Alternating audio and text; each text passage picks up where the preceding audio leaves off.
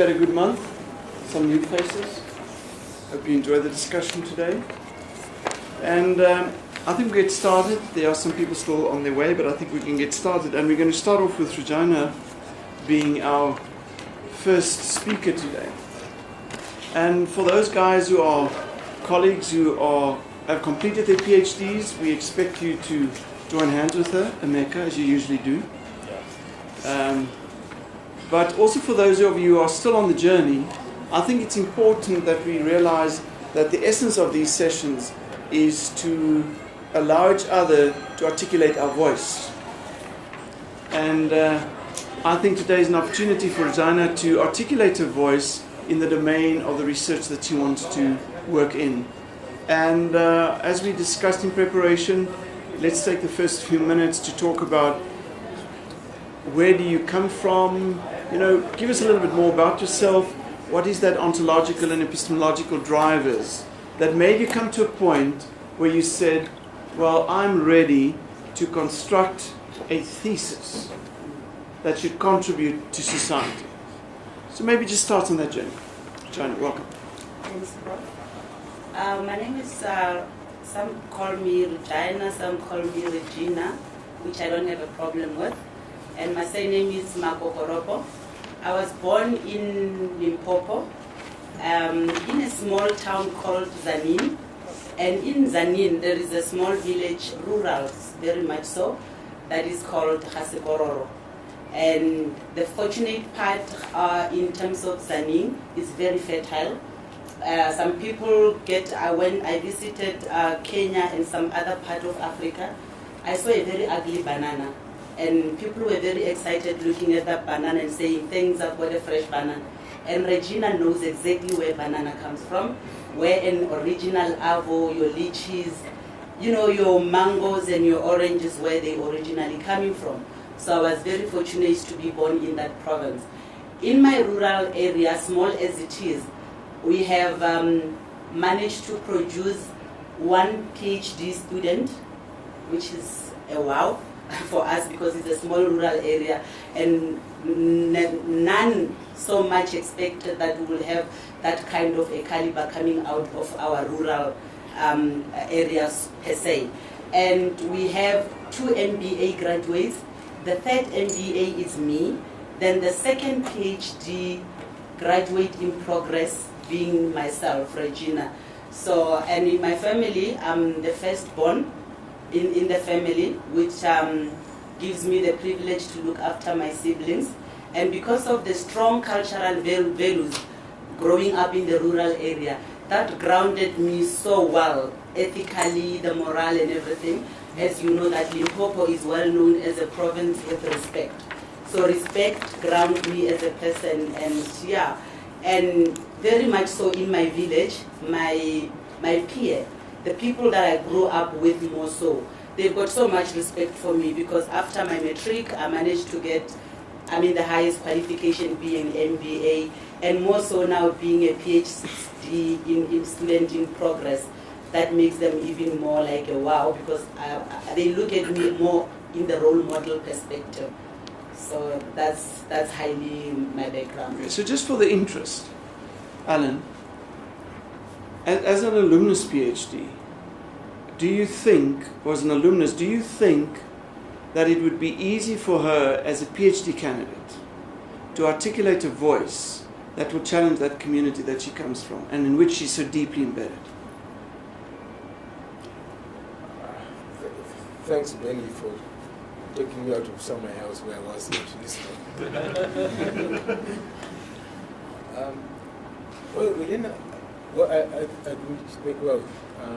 I don't know what your topic is or what you're studying for your PhD.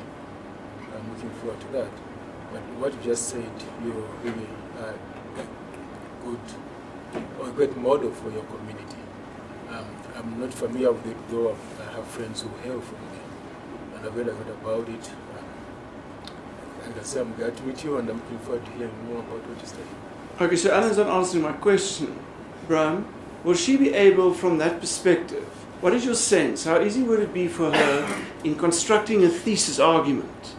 Would it be for her to potentially challenge the community that she comes from? But Benny, again, I don't know what your topic is. Well, that's the reason why I'm asking. But I think from what she said, it would be, from what Reginah said, I think there's a very strong ethic of respect and looking up to somebody who's actually excelled. So from that perspective, I think she might challenge others to follow in her footsteps. But so if you use the word challenge, there's a positive connotation which I'm picking up on. Okay, so she will challenge other people to follow in her footsteps, but I want to get back, will she challenge the community? Yes. Shall? I think she will. I also think that she will be able to, I guess, influence where she can, because she's so different. That means sort of in a higher everybody. Okay. Because I think that's important. If ontologically you're so grounded in that community, you could go one or two ways, I think. The one is you could try to give answers that will make them feel comfortable and ease them into where they are. Or you could decide that with the insights that you've developed in having a world view as a PhD, you may bring insights to the community that may not be comforting to them. So I almost want to ask, from that perspective as a PhD, irrespective of what you're going to do, we're going to get to that now, how comfortable are you for the possibility that you may challenge people and almost create discomfort with them because of the newness that may come from your mind? I think the discomfort can be created, yes, I agree, depending on my approach. How do I approach people? There is what you call a group dynamic. I wouldn't go back to my rural village and communicate with them on the level of more on urbanization or metro or whatever. Because it's rural, whatever message that I would relay to them, I'll need to tone it down to their level. If I tone it to their level, I'll be in a position to uplift them, create some kind of an understanding. What exactly am I trying to talk about? Bring some kind of a level of discovery. Because those people are in a journey or they are in a comfort zone. Getting them out, I need to level myself, tone myself perhaps to their level in order to get the understanding where it's supposed to be. Okay. If I tone that, surely I can get the buy-in and I can convince them positively. Okay. Ryan? Yeah, my professor at UCT said that research should be locally inspired but globally relevant. And I think, given the situation, if the research can be locally inspired but then become globally relevant, that would certainly address some of the issues that you raised. All right, so that's just an introductory. So, Reginah, if you then look at the world from that, if you then come from that world's view, how do you look at reality around you? If I look at reality around me, I'm more a socialist somebody who can network on different levels, who can also communicate on different levels. My reasoning behind that, with my strong character, I motivate people. I'm playing more in the coaching space within my organization, within my church, which is Zion Christian Church. There is quite a lot of variety of youth educated with junior degrees.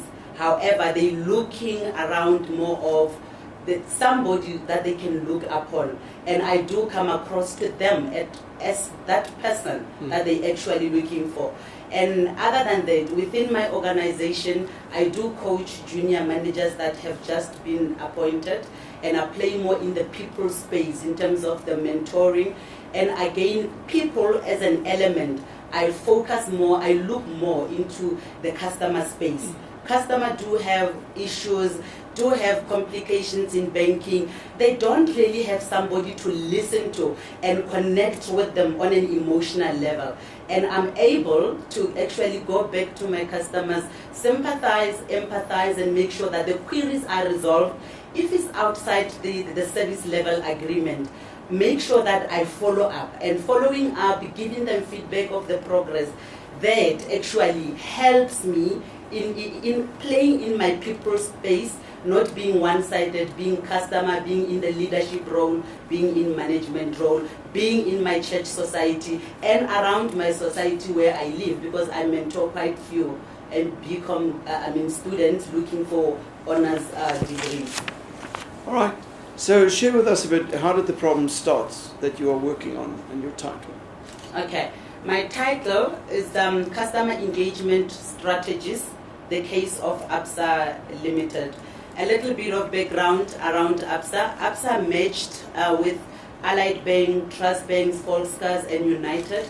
That was in 1991. Then Absa was renamed as in Absa, and it stands for Amalgamated Bank of South Africa.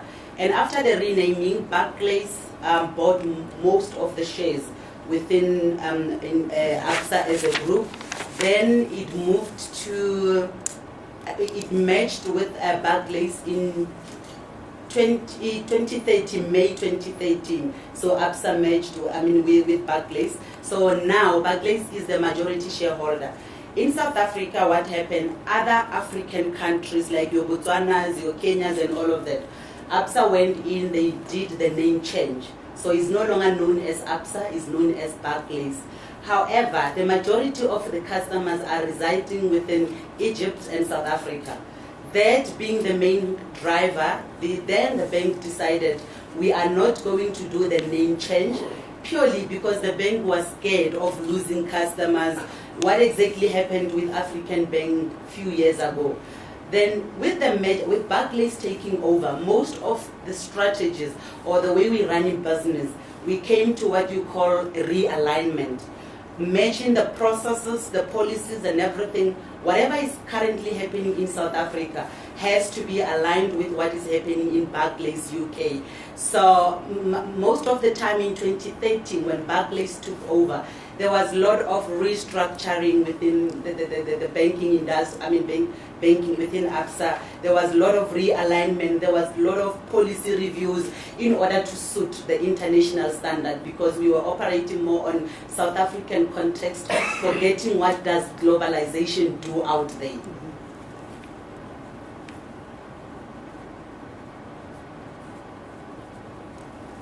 So how did that give rise to your research? That gave me rise in terms of my looking at my research. I need to compare what is currently happening in Africa and international standard. So if I match the two, one thing that I picked up, and I still went to my field supervisor, who is my CEO. He so much wanted to be here, but he couldn't make it for other reasons, business reasons. In South African model, and the guys that are coming from banking perspective, though you're coming from marketing, will agree with me partially, so like your Delian. We're focusing in banking in South African context. We're more focusing on acquisition, getting new business into our books, forgetting how costly is it to actually retain a new client into our book than retaining an existing clients that we already have, and we know how profitable that customer is in our books. So we end up looking at new business, forgetting that our customers have got so much choices. They are very sophisticated, they know what they're looking for. However, if we focus on engagement, on retention, building that relationship, building that emotional connection with our client, we will never go wrong, because we're not giving the customer any reason whatsoever to leave our bank and start shopping around. But because there is some kind of negligence and we're not creating the correlation between acquisition and retention, hence we get it wrong in most cases. And Absa is not in isolation. I'm talking of all the banks in South Africa. That is applicable. All right, any comments on this, Shirley? Yeah, I was just thinking that we often hear the concept of barter-paying principles, and often people think barter-paying principles only apply to government departments. But very much what you're saying, if you look carefully at the barter-paying principles, they are global.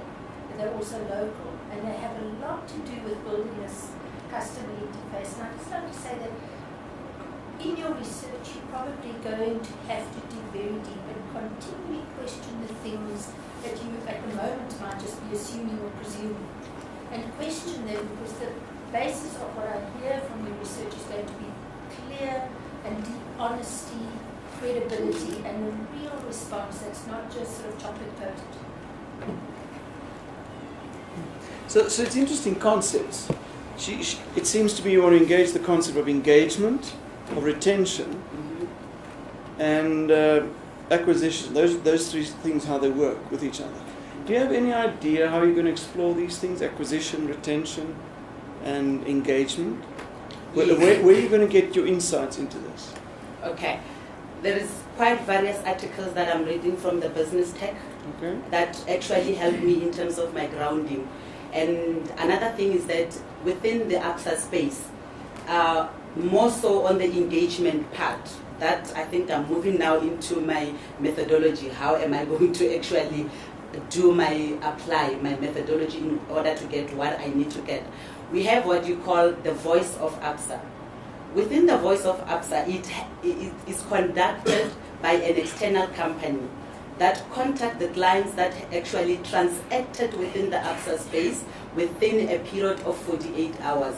In that consultation, they are being asked relevant questions. Were you engaged when you walked into the branch? What was the difficulty? And what do you think will be the suggestions that you can give to Absa in order to improve the service?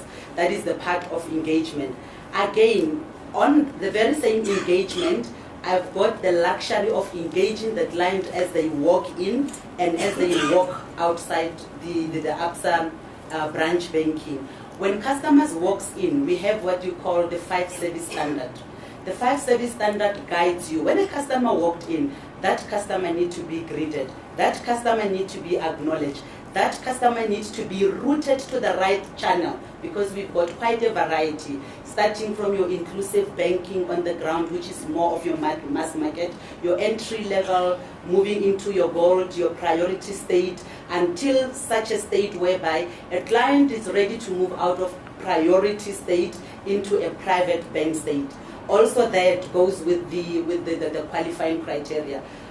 Another part of the engagement, beside the 5 service standards that are actually guiding us within Absa as a group, we do have some kind of communication with the client after transacting every afternoon to check and make sure to check our quality of service. We've got a facility where we can SMS the client in the afternoon and say, you banked with Absa this afternoon. How did you feel about our service? Or sometimes an SMS on that specific day. Thanks for walking into Absa. We really appreciate you doing business with us. So there is quite a variety of engagement. If a client, for example, has a car with us, we have what you call the mailers, where you can mail that specific client and say, I see you just bought a car. How is the ride? Are you enjoying it with your family? Please remember that we're always available, though it's more in a standard format. However, with the name of the priority banker, that the client can actually come back and engage with that specific person. So there is quite a variety of systems available in terms of engagement. Darlene? Reginah, I just wanted to find out from what you are saying, are you then looking within the confines of a retail customer, or because if I think of a branch, there's also business customers at a small business scale that actually enter in as well. So are you looking at that dimension? That would be the first thing. Yes. And then the second part is you spoke about the integration of the group that you're looking at within the bigger parent, which is Barclays. How does that now play within your research? And once again, I think I'm looking at the lens of, are you looking at only retail? Because I think if I'm looking at the complexity of a business customer, there is other dimensions that you might need to add. Okay, can I answer that? Well, before you answer, I want to complicate it more. Okay. no, it's not. Sophie, do you get a sense that, just want to get you in the room, Do you get a sense that Reginah is having enough or a lot of engagement activities that's already happening around her in that field? Do you get a sense that there's a lot of engagement activities already as she spoke? Yes, from what she's saying, she's mentioned in SMS. Yeah, so there's a lot of things happening. There's some engagement happening. So I almost, What level, I don't know. yeah, but I So almost, you can have a lot, mm, but how effective is, if I just call and say, oh, thank you for walking into Absa. mm. Okay, you're welcome.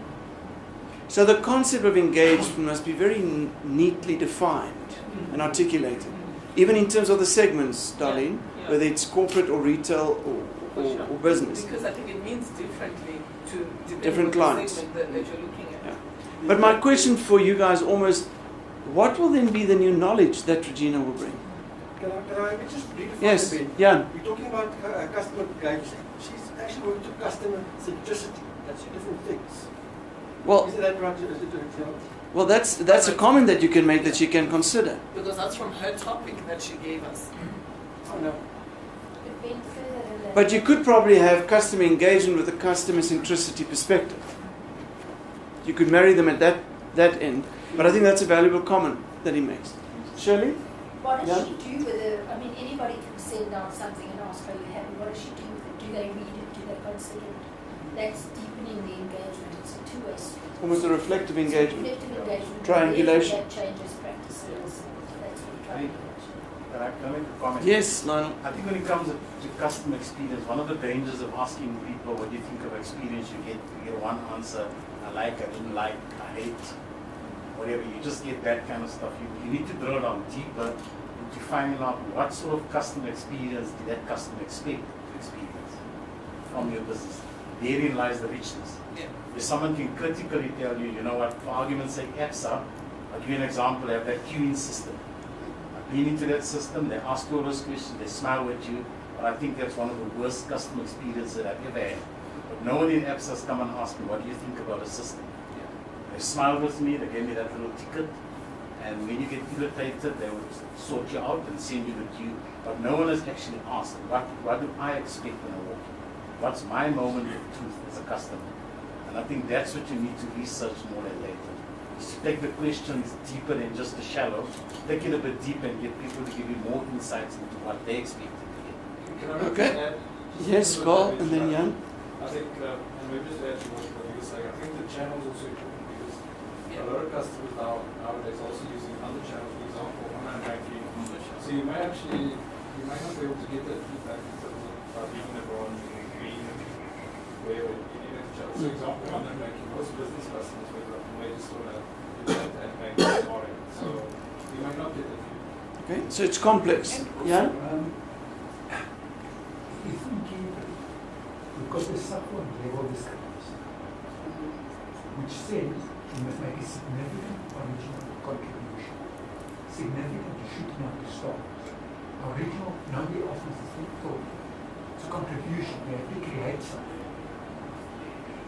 Now, as you're going out, it sounds a bit superficial to actually get to that significant original contribution.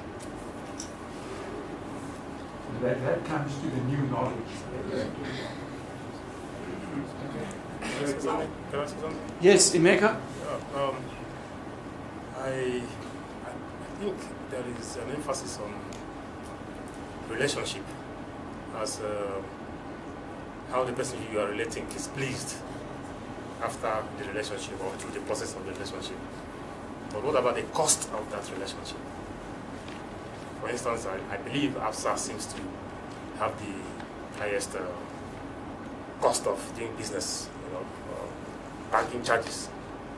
I think I was in one of these banks one day, and somebody very good near by my side, and she looked at the price or the cost of the transactions, and she complained so terribly that it is criminal.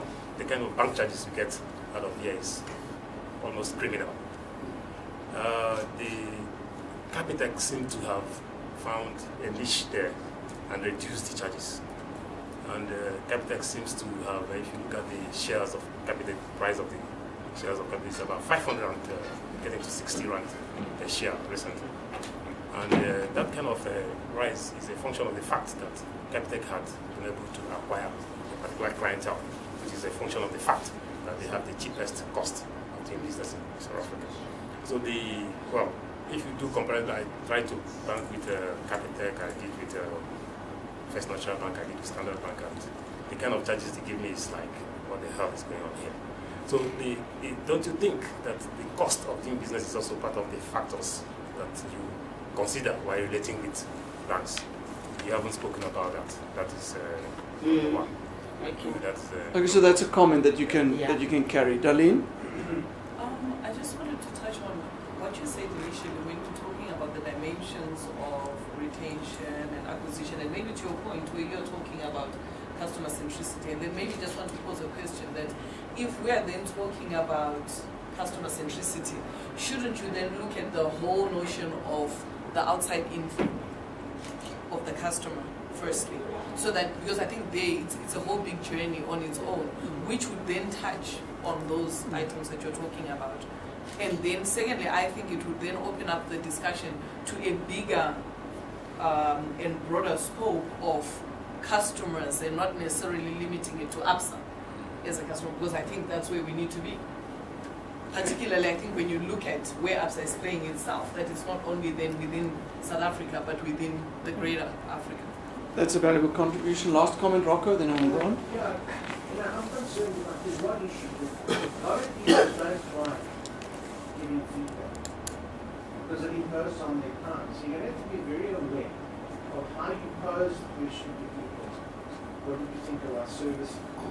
Because you'll find only the ones that get bad service will give you feedback. The ones that get a mediocre service won't even bother coming back. A lot of people just don't bother coming back. I mean, it happens. I mean, I've done it. I've done something with Bidvest. I get an email, rate our service. I haven't got time to go and rate their service. It becomes very difficult. So you won't get a true reflection of what people really feel, what people really want. If they're treated well, you won't get a response. If they're treated badly, they'll go to Hello Peter, they'll use any of those means to get back at that.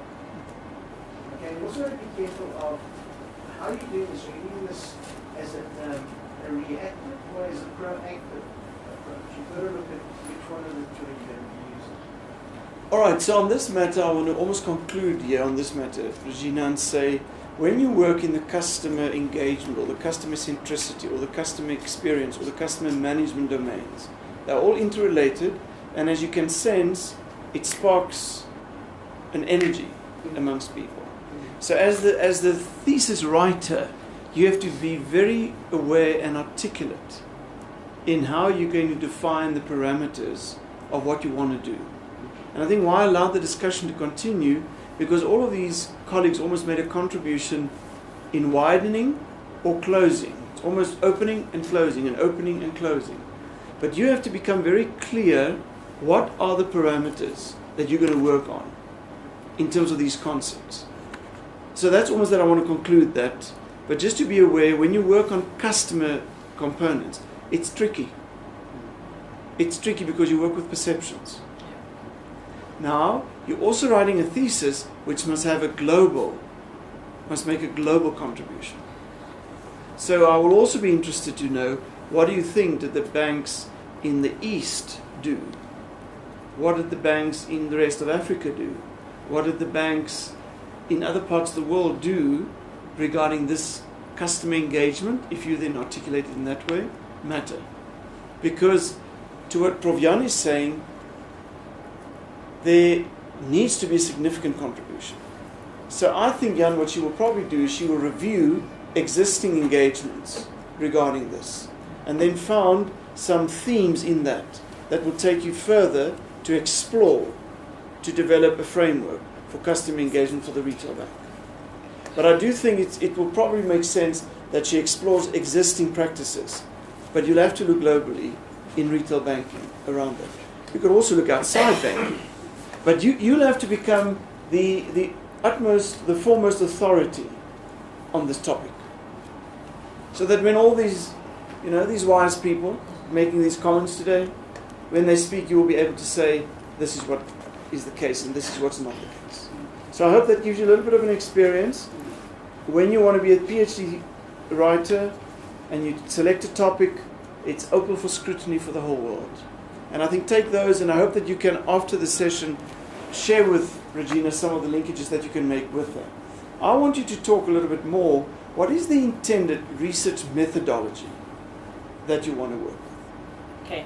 My methodology that I'm going to use is qualitative and quantitative. And on the qualitative side, I'm going to go with the questionnaires that I'll be sending out to customers. One of the engagement methods that I use within Absa space is that someone asked a question here, how do you then go back and give assurance or confirmation that those customers are really giving you feedback and all of that?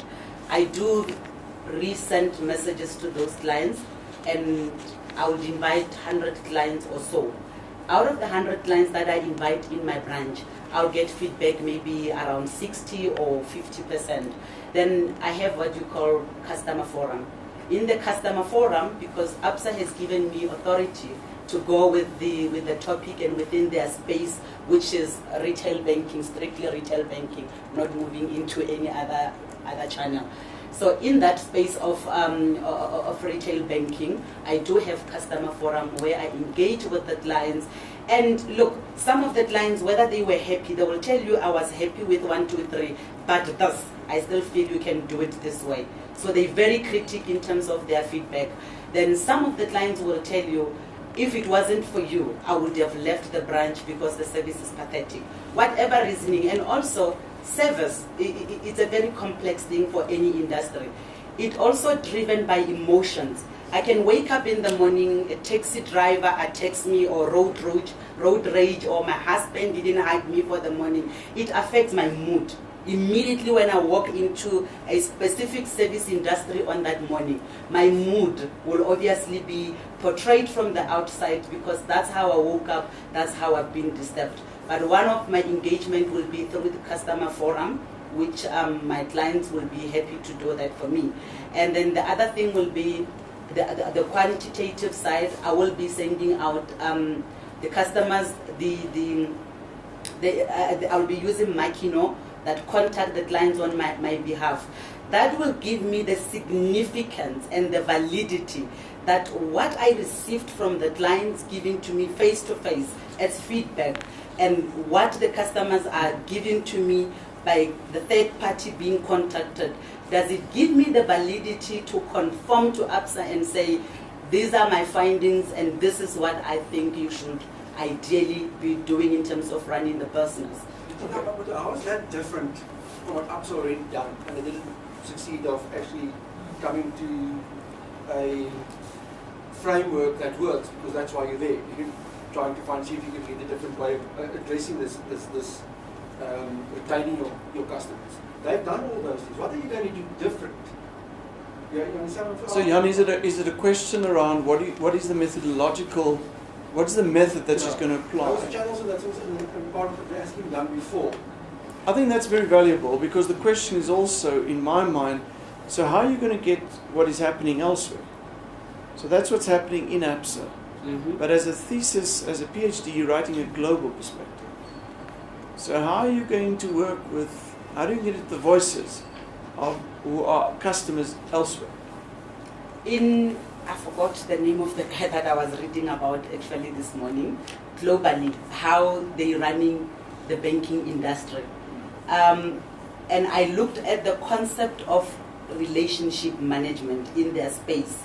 And globally, when I looked at the customer engagement or the relationship building, they've got a system that is linked to every customer is linked to a relationship banker.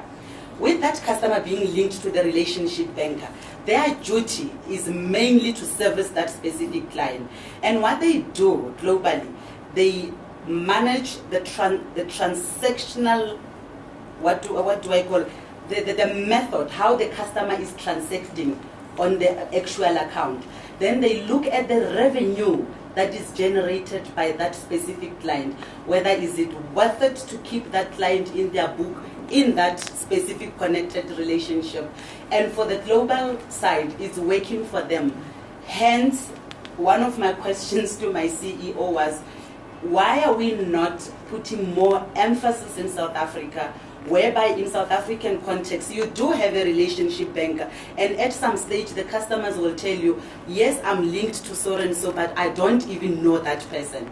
Whereas on global standard, they know the specific person, they engaging, they know the revenue that the person is actually, that specific customer is bringing into their books. So it's all about maintaining. Now, it goes back to acquisition and retention. Because they are maintained on that level, globally, they're not chasing the figures. And in our African context, we're chasing sales, but we're not maintaining. Hence, we're sitting with, I'll disclose the figures, 15% of the customer that closed their account within Absa space. That was not because the products were expensive. The product, if you look at the current product analysis per se, Absa is the cheapest, because if you look at your Capitec, it's R5, and Absa, the basic transact account is R5.50. You can check the latest. Not that I'm just confirming to you, but that's the reality, what is currently happening in the Absa space. So I checked the competitor analysis. Even this morning I woke up and I still checked, Absa is on the lead. And that... But are you saying, therefore, sorry Darlene, are you saying that there's an answer out there? Not all the answers that I'm looking for. I'm in the journey. The reason why I'm here is I've got the topic on the table. I need to tap into everybody's brain and say, here I am, here I've got the topic. What can you add onto my plate to make it meaty? I don't have all the answers. So what can we add? Darlene, I think what Bram, we can add and Jan, is and Shirley. Starting with the point that you just mentioned, and I think, Prof, with the question that you just asked in terms of the worldview and perhaps what we can look at outside. And again, you touched on relationship, which is a different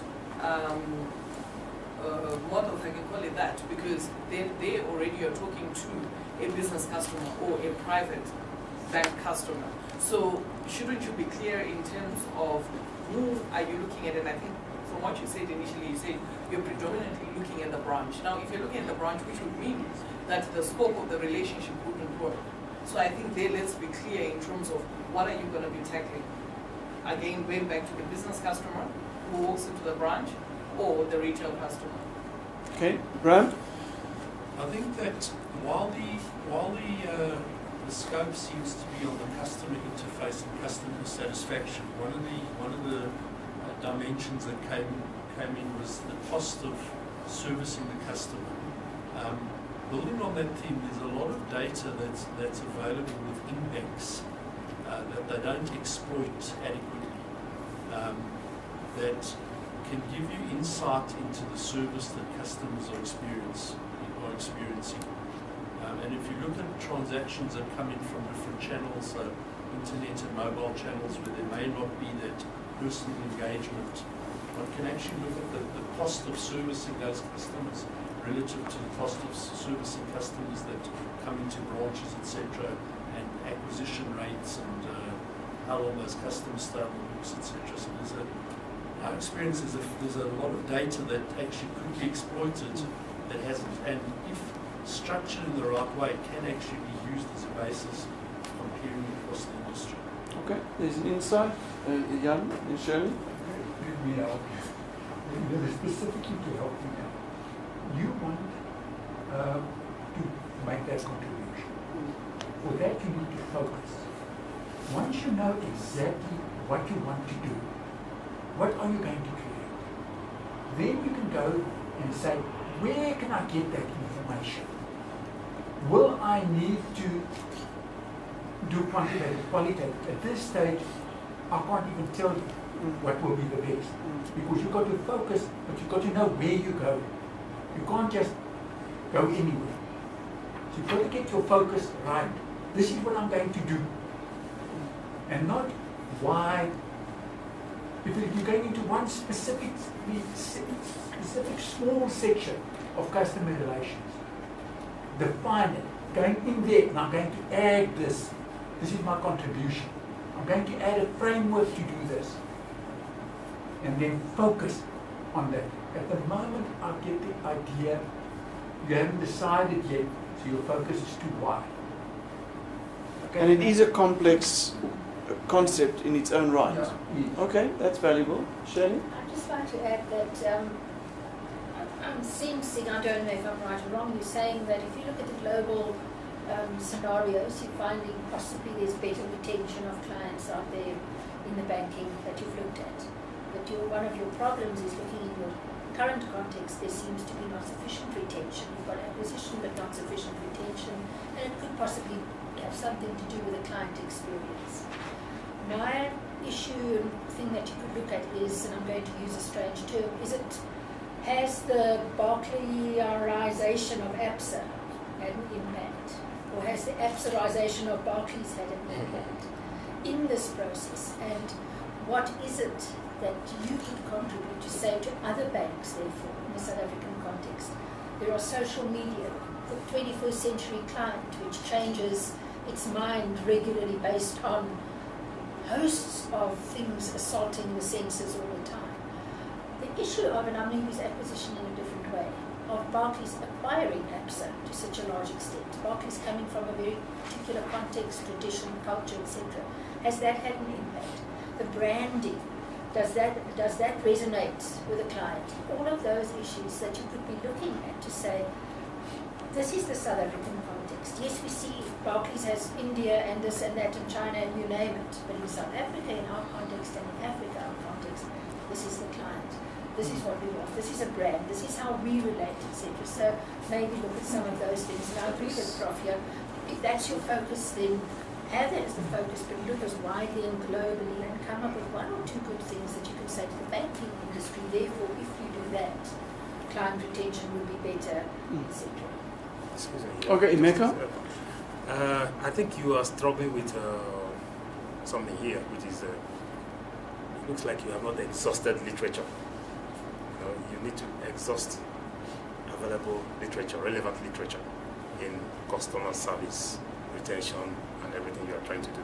Because it is when you have, what you are trying to do needs to be contextualized. It is like you have to give it a perspective, okay? So when you read literature and see what exists there in literature, because I believe that customer service is an issue all over the world somewhere, and some people would have actually done quite a lot of things there. But there must be something that is missing. Either there's the best, I don't normally like talking about best practice because if you begin to focus on best practice, you are not going to be innovative, okay? But the point is, you have to find that which is existing somewhere else if it has been written in literature. And find what needs to be, where your contribution is going to get into. I mean, in the body of literature, remember? And see where that could be applicable in South African context. That is one thing. There's something, other thing you spoke about, the methodology you are trying to use, which is you're talking about validity. I think it is important for you to begin to understand earlier now that when you're talking about methodology, you are talking about reliability. Okay, it is a reliable methodology that we are going to use to arrive at a valid conclusion. Yes. Do you understand that? So your methodology is not about validity. Your methodology is about reliability. To get that point. Now, when you go into I don't know whether you can theorize around the customer service to make this work academic. Is there any philosophy behind it? Is it possible to begin to theorize around that? For you to be, the work you are going to do is going to be a philosophical work, remember? And it is like the spirit of that thesis, which you can take from one point and drop it another place and drop it another place and drop it another place. It's not necessarily the what is happening in Absa. Remember, it's not what is happening in Absa per se. It is the theory behind what is happening in Absa. That is what this is going to be. That's very valuable. You get it? Yeah. That's very valuable, Emeka. Thank you. Linda? I was going to ask, you're talking very broadly about the client. Who is the client? Is it possible for you to categorize? Because I believe each segment or the different types of clients have their own perceptions of service. Yes. And where is Absa bleeding the most? We won't say to the sister that we discussed that, darling. Sorry, it's okay. But at least you picked it up already, even later debate. Yes. Look, our last comment from your side. I'm a bit conflicted because as That's a fine. PhD person I want to help, but as Fine, a Ilse. banker and a different bank, I don't. You're my competitor, you're welcome. But I think the question, you asked the question is the time, but I also want to ask who's the relationship with money and your point, I'm sure in terms of, is it Absa, is it Barclays? You kind of very much talk about the relationship with let's say a branch manager or a person there, but I think in the end, at the highest level, the relationship is with the brand, and every touch point in a day is a form of engagement from many different product areas, and it's difficult to get that customer centricity so there's one brand identity, which I think yours is particularly difficult because it's, it's Barclays and Absa and very South African, very British, very different. So it's kind of rounding that, who's the relationship really with? It can't just be a person in a branch. It has to be at every touch point. What is the brand entity that's That's another perspective. Yeah. Yes. I've got the model in like Delian asked, that we've got private bank, we've got business, and according to the salary criteria, there is a minimum from this bracket to this bracket. You fall under inclusive, then you fall under your core middle market and all of that. Still in branch banking, you do have what you call a priority banker that is linked to a customer. Hence I said, the question still comes back where a customer walks in and say, you're telling me I do have a priority banker, but I've never met that person. The model already exists, the same as in your private bank space, which is the salary of so much and above and below. So you've got a relationship with my money, but not with me. Well said. don't worry, we always fight. Don't worry about it. I fight with him on engagement. And, But Reginah, what I want to come back to is what Emeka said. He says that's almost not that important. Do you want to comment on what she said now? About She started saying the details of the clients' profiles. yeah. It's part of what I was actually talking about. But the theoretical. Yeah, the theoretical part, aspect. yeah. Are you able to theorize around that? Yeah. Yes, Is it possible to articulate a theory Yes. around? Okay, Percy, you're fine. Look, yes. Simon? Yeah, Reginah, I just want to say something. I'm also in a very complex industry, just like banking, and that is the tourism and hospitality. And in tourism and hospitality, we don't call it customer service anymore. We call it customer service excellence. So my advice to you is that if you have to write about customer service in the banking sector, you must try to understand the culture. And I would ask you, what is the culture of customer service excellence in Absa? Now, if you understand that, then you try to actually see if you are actually linking that practically to the customer that you're talking about.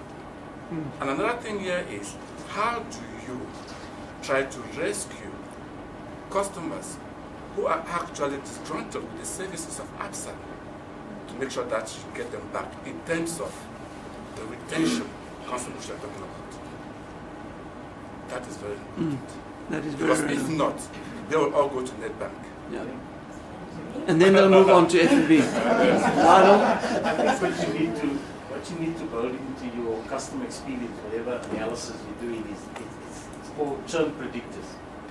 I need to be able to predict the behavior of this customer and know that if he continues in this way or we continue in this way as a bank, he's going to churn. We used to do it in cellular, but it's churn predictor model that you need to build.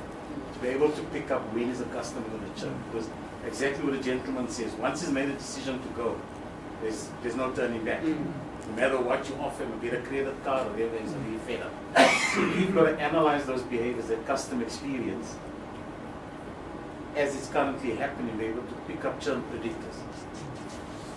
Okay. That's a model. Okay, let's have two last comments. Jan and then Percy. You see what is mentioned there about the churn predictor. If you can build a model that can predict the And something like that does not exist in the banking industry yet. You've got your PhD. Thank you. Just Percy? I just wanted to add to that. I think in the beginning you mentioned that the customer has a certain mood when he gives you information, and it seems to me like you're trying to exclude that mood from the information you're trying to get. And I was thinking of something I read a while ago. It was about Walmart, where they actually looked at specifically the mood of the customer when they walk into the store, and they focused on trying to sell. I think it was a laptop, and they were the cheapest, selling the same product as their competitors, except they weren't selling. And they found that their client in that specific store was specifically women just picked up their kids from school, so they were frustrated, didn't have time to analyze all the information. And the typical way they sold it was to give you all the good facts instead of just saying this is the solution. So I think if we can also include somehow to measure that mood and include that in this prediction. I think it goes for both the client as well as the banker. I think the latest research says that my mood affects other people between 12 and 16 minutes. Within, and I think before it's 2 hours, 12 to 16 minutes, I infect everybody around me with my bad moods. It's impact obviously to the rest. Yeah. We'll hold ourselves together, Jan. Okay, Reginah, I want to. Can we have two? Okay, Lionel, in your last comment. Okay, let's go. I was just thinking, did you think of looking at the whole thing not from a deficit-based perspective, like we are looking at the customers, what are the problems, etc., but from a design perspective, and from a strength-based approach. Look at the customer, what they want, then design the solution. Rather than look at the problems, go into it would end up being long-winded, but a design thinking approach starts from the strengths. What do you have? Thanks, that's working at. That is part of my framework, because before I can even talk about customer centricity, experience, and service excellence, one of the things is exactly like you just mentioned now. So I looked at what you call segmentation and customer life cycle. So the segmentation part is suited or tailor-made. What are the specific needs of a specific client? And also it covers the behavior, their transactional method. Then in that transactional method, I linked it back to rewards. How do I reward them so that they are aware that they are being recognized within the banking environment? But thank you, it is a valid point. Is that what you meant? No, I don't think that's what you meant. Not segmentation, okay. Okay, but you can pick that up with her later because I can hear your voice. Lionel, last comment? I think just one of the challenges with customer experience is that we have all these ideal models, we have all these nice models, very easy to build. But there's one element that's always missing in it, it's called the moment of truth. Now when you're studying this customer relationship at the high level in management, you don't actually know what the moment of truth was between the teller and myself. Between myself and someone on the teller. And that moment of truth defines churn or retention. So I think what you need to do is to really get some study on those moments of truth model that can help, because those moments of truth will inform the strategy. It's not going to be so much about the model, because I see your topics about strategies and stuff like that, but strategies informed by those moments of truth. We'll decide where you should be going and what should be done. So I think it's sort of valuable having a study into that. What's the moments of truth and how do you predict from those moments of truth? All right. And so what was your point? I didn't get it. I just need to make Just to say design thinking, and then you can discuss that with them. All right, I think what's happening here is you've got multiple perspectives to confuse you. Deliberately. I almost want to be more practical. What should she do in the next 2 weeks? I think she must work out what she really wants to research and what is the issue that she really wants to speak about, write about, and give back into the academia. Because it's so rich, Reginah, what you want to do. You have to articulate that. Now, how will she be able to do that, Linda? What are options?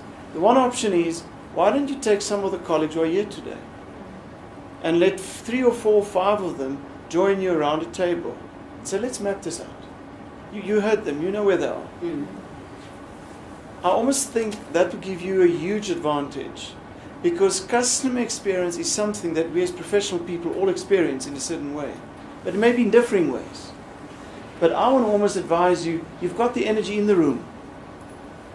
Buy them a cup of coffee, get them around a table, and don't leave until you get clarity on that. Don't make this a theoretical exercise at this point, Imeka. Make it very practical. You know, there's something in your mind, there's a lot in your mind. But I think you heard all these multiple voices. And I want to say, get all those differing voices around a table. You can do it at events, you can do it at your office. Let's flesh it out so you can walk out and say, amongst all this myriad of things, I chose this. Because then we can get to methodology, etc., etc., etc. How do you think about that? I think that's good. I've taken quite a lot. So yes, mostly so revisiting the moment of truth model and the design thinking. I will critically go back and make sure that I articulate that in the right way. I've made just the names of the people that contributed. I mean, everybody contributed, but the people that I think I need to sit around the table with, so that I can go flesh out, get as much knowledge and experience as I can in order to successfully complete my journey. Because I think that's the purpose of these discussions. Yes. Is that we must post this round table, you must almost find a smaller round table. And to the colleagues who are out there, who are not necessarily attending here, but following us on the videos, the idea is the same. Gather a group of people at the early stages of your research. Get those voices and flesh it out. You don't need to do that in silence and struggle and think, did I do the right thing or did I not? Because once you've clarified this, the rest will be like domino blocks. They will just fall into place. Any last comment to the candidate from one of our alumni? Imeka? Alan, you want to give a last comment? Yes. Generally, we're quite a wide topic, but looking at the first principle, I would think if you build your study to focus on those guys who actually left the bank, because the banking system is very captive. Once you're in for life. So they come from one to the next, come back, go back and forth. So that, I think, will give us a lot of insight on what we do when we have them. We decide to win them back. Because they've left. Why did they go? Why are they out there? Okay. Yes. All right. Thank you very much. Thanks for everybody's contribution. And good luck with your journey. And so get you and your supervisors to sit around and invite some of the colleagues and let them, let them all work together.